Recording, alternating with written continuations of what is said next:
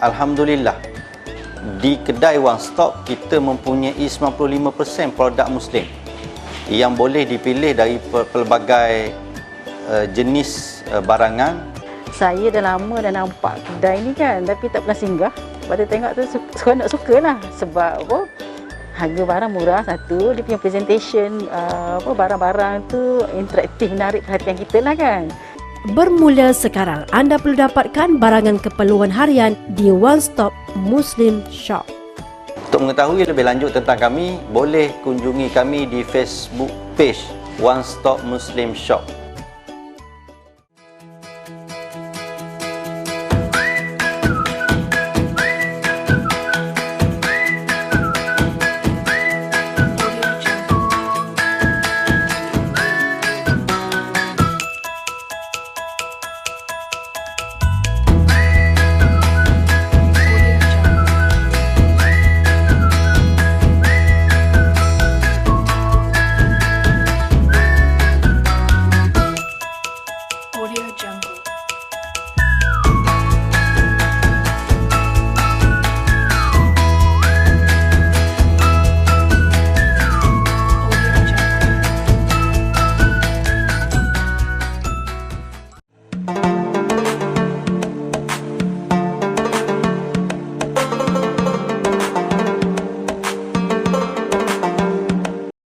A'udzubillah minasyaitanirrajim. Bismillahirrahmanirrahim.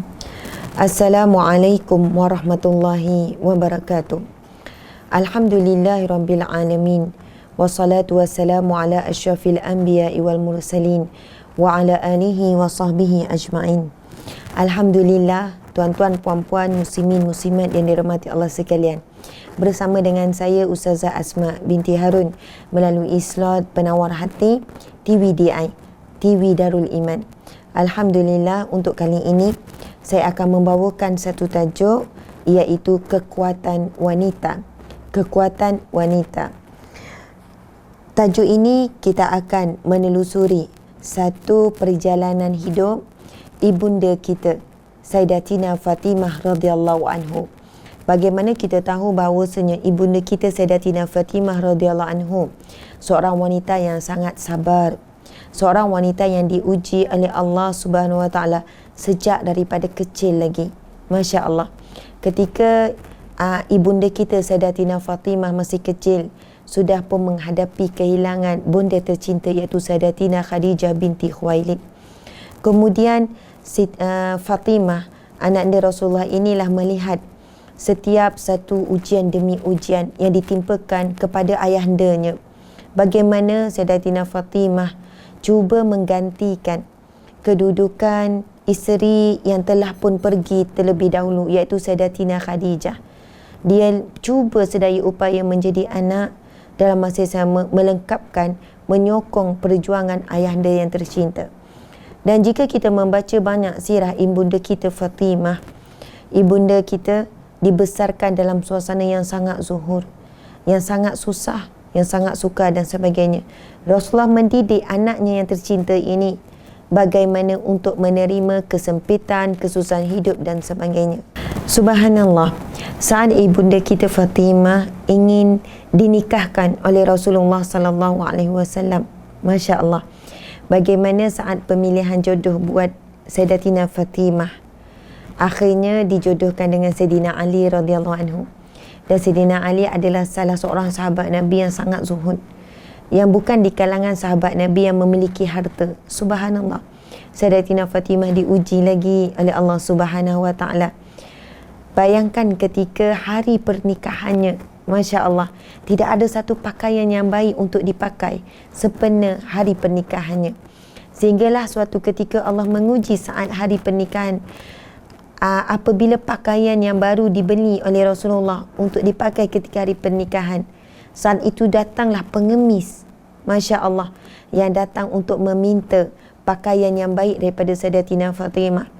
Lalu ketika itu awalnya Sayyidatina Fatimah ingin menyerahkan pakaian yang telah lusuh, yang telah pun bertampal kepada wanita tersebut.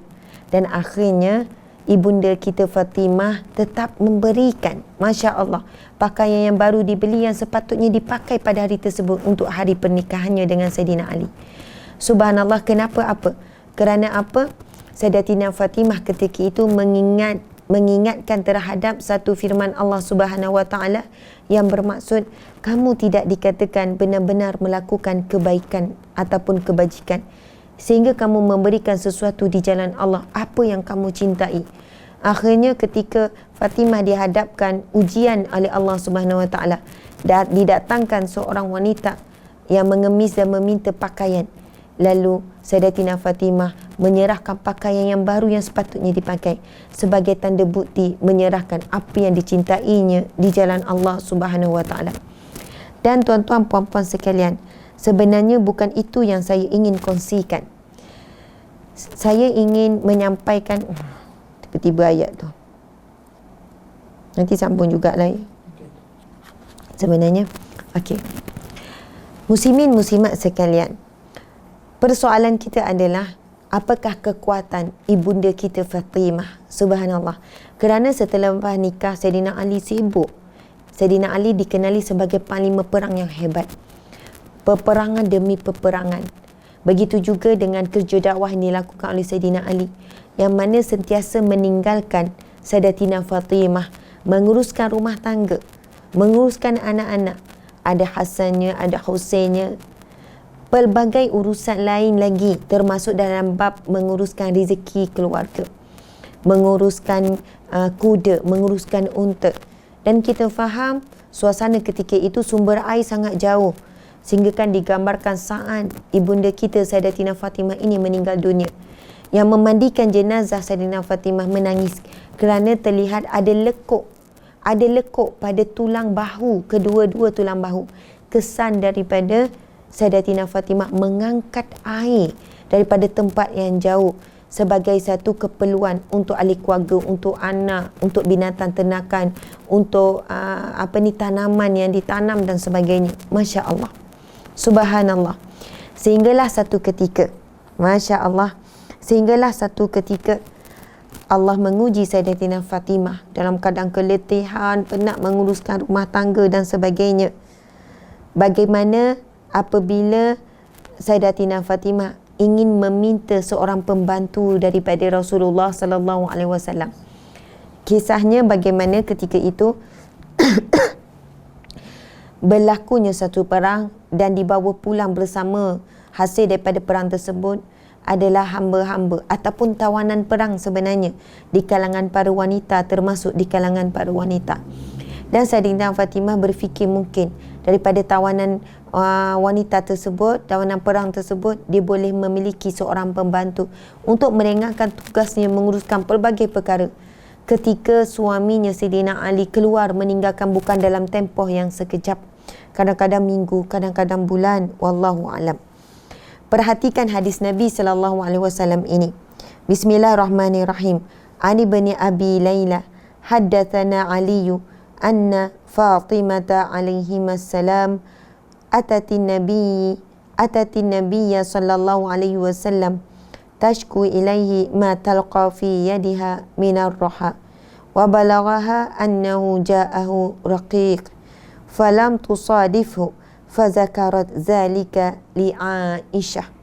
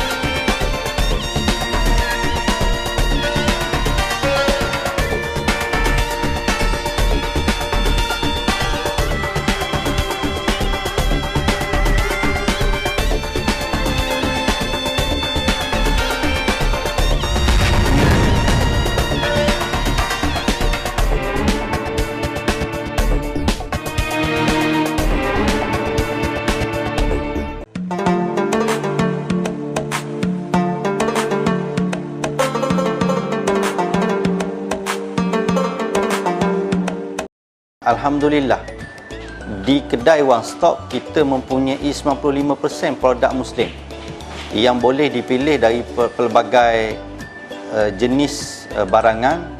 Saya dah lama dah nampak kedai ni kan, tapi tak pernah singgah. Lepas tu tengok tu seronok suka lah. Sebab apa?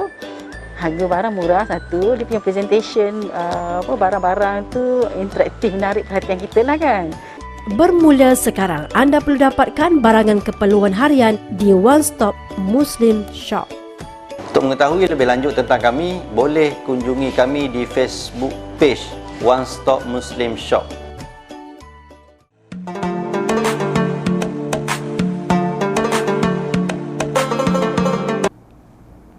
Yang bermaksud daripada Ibnu Abu Laila daripada Ali radhiyallahu anhu bahawa Fatimah radhiyallahu anha mengadu kepada Nabi sallallahu alaihi wasallam perihal tangannya yang melecet akibat mengadun gandum.